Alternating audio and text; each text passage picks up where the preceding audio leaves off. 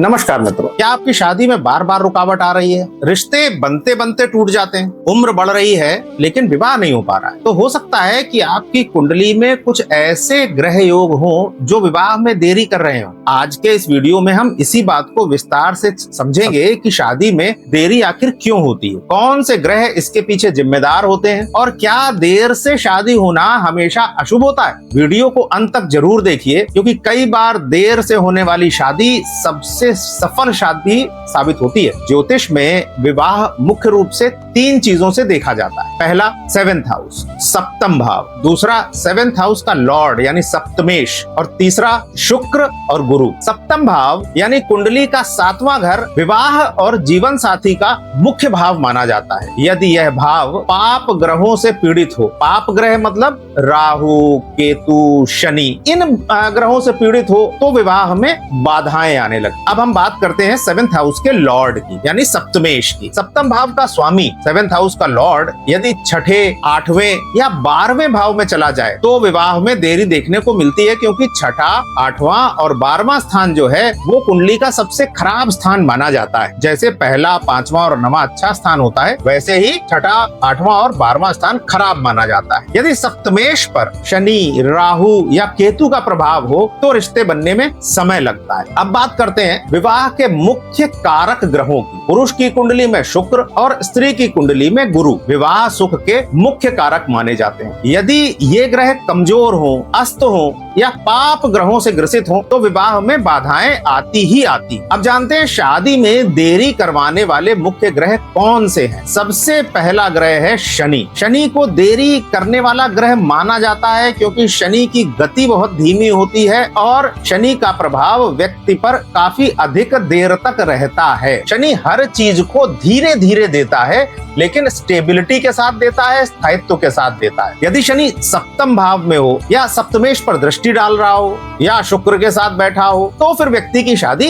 देरी में होती है, देरी से हो। लेकिन एक इंपॉर्टेंट चीज है जो हमें यहाँ समझनी चाहिए कि शनि बुरा नहीं होता कभी भी। शनि देर करवाता है, देरी का कारक ग्रह है, लेकिन मैच्योर, जिम्मेदार और स्थायी जीवन साथी देता है। ऐसे लोगों की शादी भले देर से हो लेकिन वैवाहिक जीवन अक्सर स्टेबल और स्थिर रहता है। अब बात करते हैं राहु की। राहु जब विवाह भाव को प्रभावित करता है तो व्यक्ति रिश्तों को लेकर भ्रमित हो जाता है, इल्यूजन में आ जाता है। कभी अचानक रिश्ता टूट जाता है, कभी कमिटमेंट का डर होता है, तो कभी व्यक्ति गलत व्यक्ति की तरफ आकर्षण में पड़ जाता है। राहु कई बार अनयूजुअल रिलेशनशिप्स भी करवाता है, जैसे inter caste marriage, inter religion marriage या फॉरेन कनेक्शंस या सीक्रेट रिलेशनशिप्स भी राहु की वजह से हो सकते हैं। यदि हम बात करें मंगल की, तो यदि मंगल उग्र स्थिति में हो तो मांगलिक प्रभाव पैदा होता है। मांगलिक प्रभाव कब होता है? जब मंगल या तो 12वें स्थान पर हो, लग्न पर हो, 4थे स्थान पर हो, 7वें स्थान पर हो या 8वें स्थान पर कुंडली में बैठा होता है तो मांगलिक प्रभाव पैदा करता है। तो ऐसी स्थिति में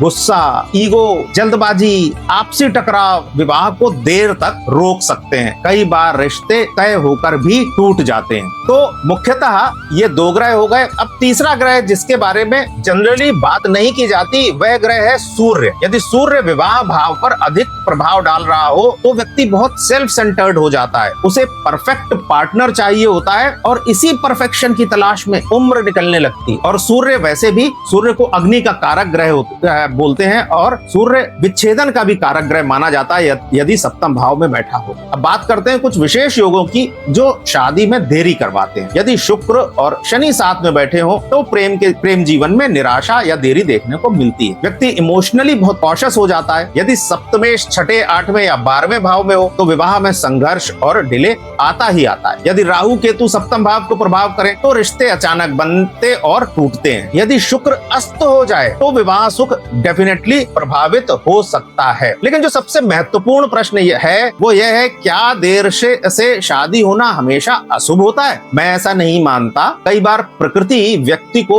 इमोशनली मैच्योर होने का समय देती है और इसी वजह से देरी होती है। शनि जब देर करवाता है तो व्यक्ति को जीवन का अनुभव भी देता है। ऐसे लोग रिश्तों को ज्यादा गंभीरता से निभाते हैं। इसलिए केवल डिले देखकर डरना नहीं चाहिए। हर देरी अशुभ नहीं होती और ऐसा नहीं है कि देरी हो रही है तो विवाह नहीं होगा। विवाह होगा, देरी से होगा, लेकिन स्थायी होगा अगर शनि के प्रभाव में कुंडली है तो। रिश्ते बन के टूट जा रहे हैं, बार बार रुकावट आ रही है या उम्र बढ़ने के बाद भी विवाह नहीं हो पा रहा, तो सही ज्योतिषी विश्लेषण बहुत जरूरी हो जाता है, क्योंकि हर कुंडली में जो भी समस्या है उसका समाधान भी होता है। तो इसलिए परेशान ना हो और अच्छे से कुंडली का विश्लेषण करवाएं। यदि यह वीडियो आपको पसंद आया हो तो वीडियो को लाइक कर दें, चैनल को सब्सक्राइब कर लें और कमेंट में जरूर लिखें कि आपके विवाह में भी क्या देरी हो रही है। धन्यवाद, नमस्कार।